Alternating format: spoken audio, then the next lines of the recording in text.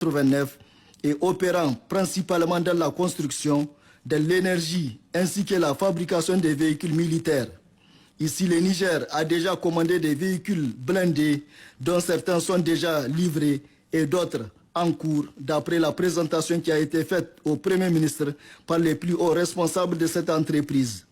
Une visite guidée de quelques installations de la firme et une démonstration des engins blindés ont été le temps fort de cette visite. Le Premier ministre Ali Mohamed Lamine Zen, le ministre d'État, ministre de la Défense nationale, le général de corps Salifou Modi, le chef d'état-major particulier du président du Conseil national pour la sauvegarde de la patrie, le colonel Ibro Amadou Bacharou, et bien sûr les quelques membres de la délégation ont embarqué dans ce camion blindé pour un essai. Et voilà le résultat.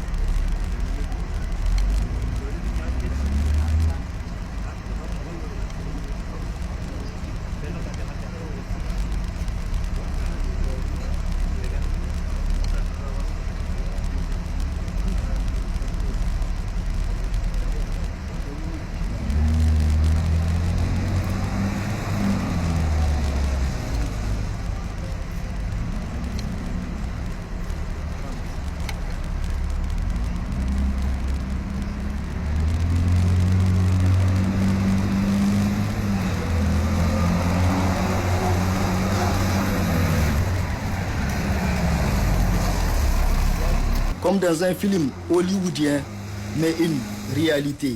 Ces véhicules blindés sont conçus pour affronter toutes les péripéties du terrain, qu'ils soient accidentés ou montagneux. Bref, des genres types pour le Niger.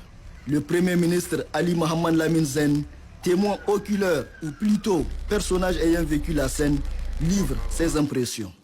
Nous sommes tout simplement fascinés par le niveau de technologie de tout ce matériel de guerre. Comme vous le savez, notre pays fait face à un défi. Nous sommes en guerre. Nous sommes venus faire livrer ce matériel à notre pays.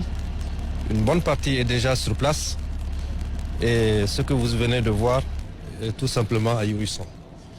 Donc nous sommes dans une posture aujourd'hui où nous allons nous défendre avec les moyens qui sont à notre disposition.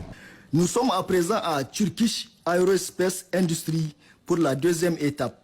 C'est une entreprise spécialisée dans la conception et fabrication de systèmes aérospatiaux.